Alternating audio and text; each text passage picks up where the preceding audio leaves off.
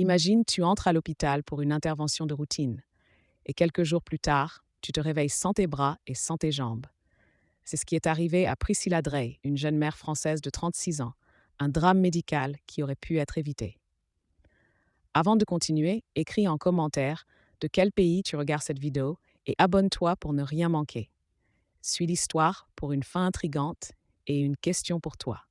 Tout a commencé le vendredi 22 juillet 2011, quand Priscilla Drey, mère de 3 enfants, se rend au CHU Pellegrin de Bordeaux en France pour une interruption volontaire de grossesse, IVG, avec pose de stérilet.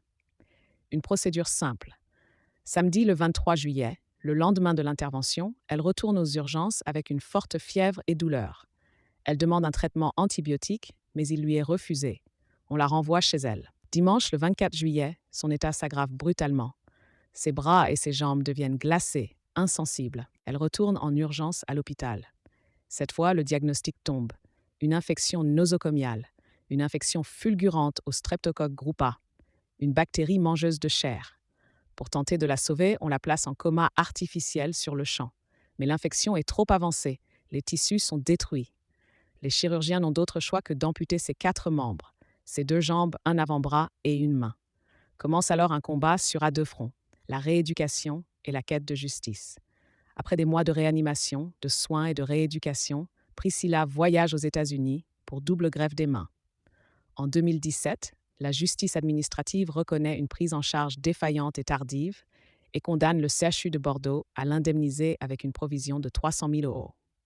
En avril 2025, au tribunal pénal, 2 médecins sont condamnés à des peines de prison avec sursis et à des amendes pour blessures involontaires dues au retard d'antibiothérapie.